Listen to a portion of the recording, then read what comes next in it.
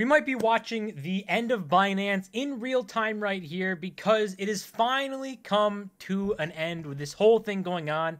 The DOJ finally served or got something out of CZ where he pled guilty on their accounts and is stepping down as the CEO from Binance. And this is something that's been in the making for quite a long time. I've made a lot of videos on it. Other people have talked about it a ton. It's almost like a year of people talking about this happening.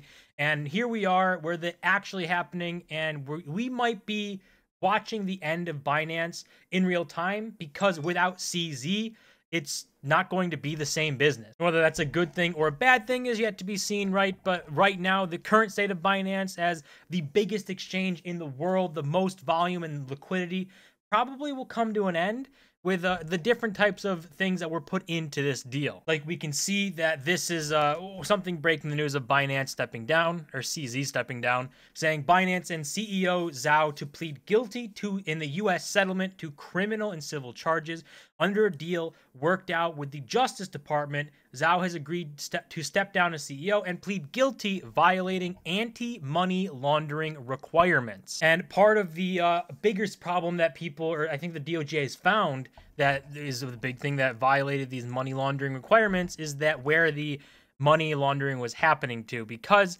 they saw this saying that they found that Binance allowed ISIS, Al-Qaeda, and Hamas to transact on its platform. And obviously, that is a big no-no in the eyes of the U.S. government. Obviously, this terrorist stuff, they're using that all over for even Bitcoin, when they had a story wrong with Bitcoin financing Hamas or something, and they had the complete story wrong and never really walked it back because they just want to get more control. But when they see this, that's their way to go attack something and try to get people on board, really. But should Binance have allowed this to happen? Probably not. If they knew it was happening, they probably shouldn't have, right?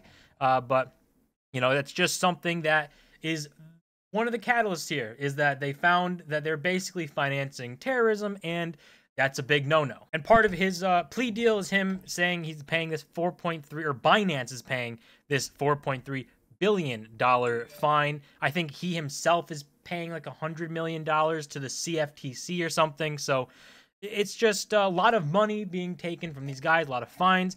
Will CZ go to jail, though, is the big question, and that's probably not going to happen. He's probably not going to end up in jail. That's what everyone's saying. He's probably going to end up like a house arrest thing or some sort of other thing, but not jail, which he probably should go to jail if he's found guilty for everything.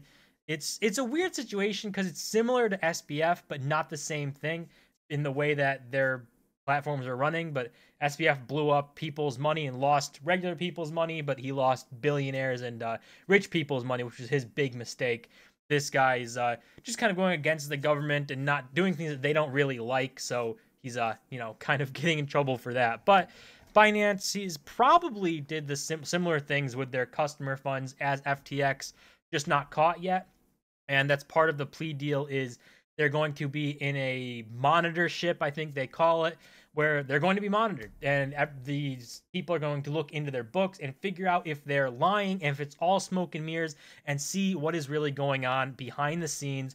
Do they actually have the assets they claim to have? Is the money all there? Is everything working good? Or is it an FTX situation where the money's not there and they're going to collapse and go down? If it's the latter, then obviously markets are going to erupt. It's going to get insanely volatile. Things are not going to be fun. Prices are probably going to go down. But over the long term, getting rid of fraudulent businesses is a good thing if they are fraudulent, and it will help long term. And it might hurt short term, but it will definitely help long term. It's not something to really be scared about unless your project or your favorite coin needs Binance to survive, because a lot of them do. They need that fraudulent liquidity. Then you probably got something to worry about. And this right here is CZ. He put out his a post here, kind of talking about everything. Yeah, funds are safe. Who loves to say that? Maybe they are, right? Maybe there is nothing fraudulent with their books and stuff. I think that might come as a surprise to a lot of people if that's actually the case. But Some things he says down here is his replacement is Richard Teng, the global head of regional markets. That's going to be the new CEO.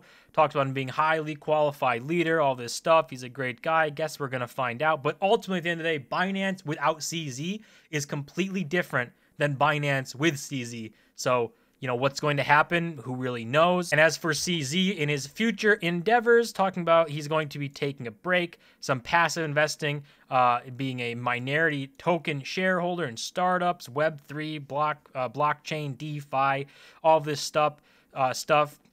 Can't see himself not being a CEO and driving a startup again.